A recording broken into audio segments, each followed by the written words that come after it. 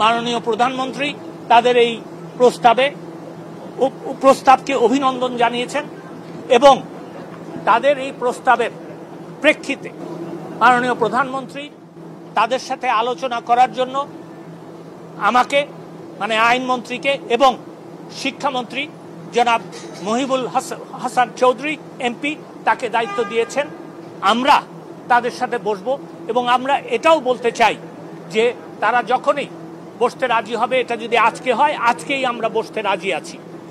দ্বিতীয়ত, মাননীয় প্রধানমন্ত্রী আমাকে ঘোষণা দিতে বলেছেন যে এই আগামী 7ই অগস্ট 2024 সালে যে মামলাটা শুনানির কথা ছিল সেই মামলাটা শুনানিটা এগিয়ে আনার জন্য ব্যবস্থা নিতে আমি সেই মর্মে বাংলাদেশের অ্যাটর্নি জেনারেলকে নির্দেশ দিয়েছি যে আগামী রবিবার তিনি বাংলাদেশের সর্বোচ্চ আদালতে আপিল বিভাগে আবেদন করবেন যাতে মামলাটা শুনানির তারিখ তারা এগিয়ে আনেন।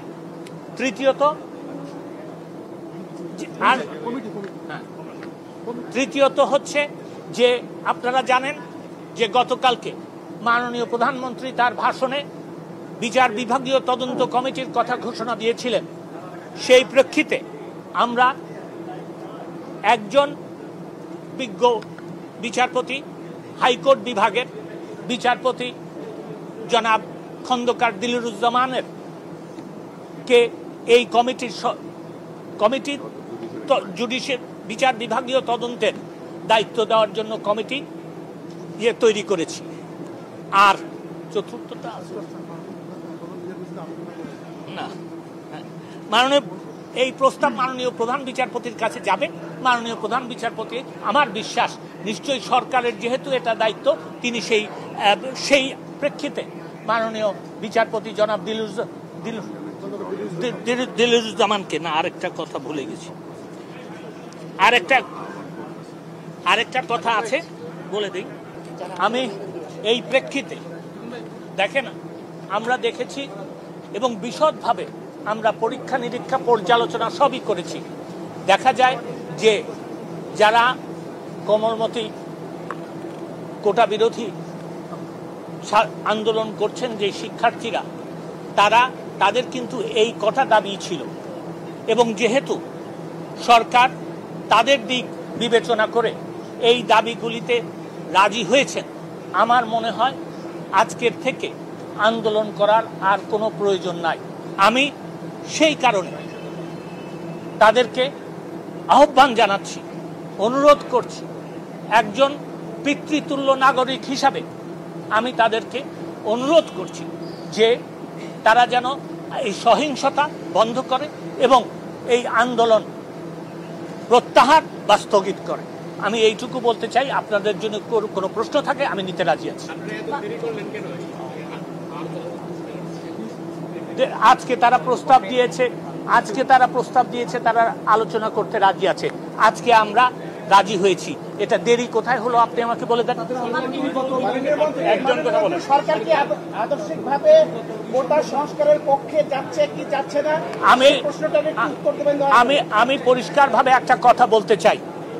আমি এর আগেও বলেছি, আমি এখনো বলছি, মামলাটা আদালতে আছে, তাও সর্বোচ্চ আদালতে। আমরা অবশ্যই যখন এই আদালতে আপনার মামলার শুনানি শুরু হবে, সরকার পক্ষ একটা প্রস্তাব এই কোটার ব্যাপারে দিবে এবং আমার মনে হয় যে আমরা যেহেতু সংস্কারের পক্ষে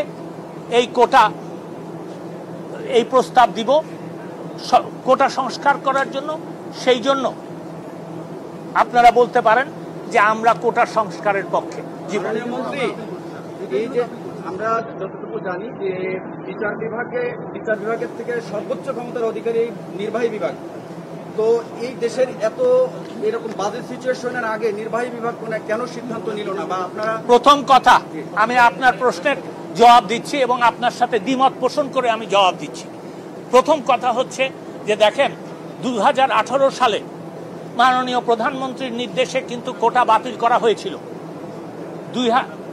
এটার এই বাতিলের যে পরিপত্র ছিল সেটার বিরুদ্ধে মুক্তিযোদ্ধাদের সন্তানেরা হাইকোর্ট বিভাগে গিয়েছিল।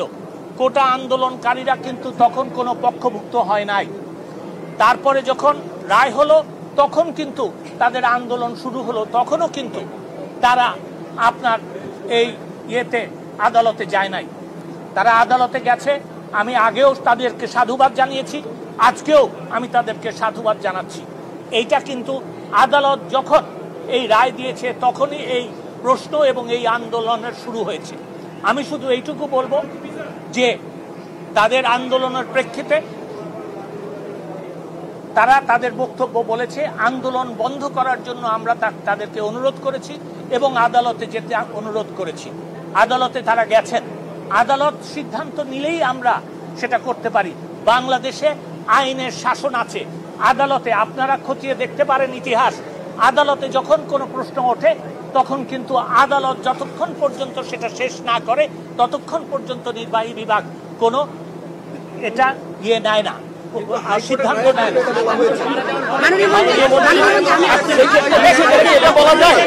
এটা বলা যায় যে আপনারা আন্দোলনকারীদের কোটা সংস্কার সহ অন্যান্য যে সকল তাদের প্রস্তাব রয়েছে সেই প্রস্তাবের সাথে একমত হয়ে আমরা অবশ্যই সংস্কারের ব্যাপারে নীতিগতভাবে ঐক্যমত পোষণ করি। ধন্যবাদ। মাননীয় মন্ত্রী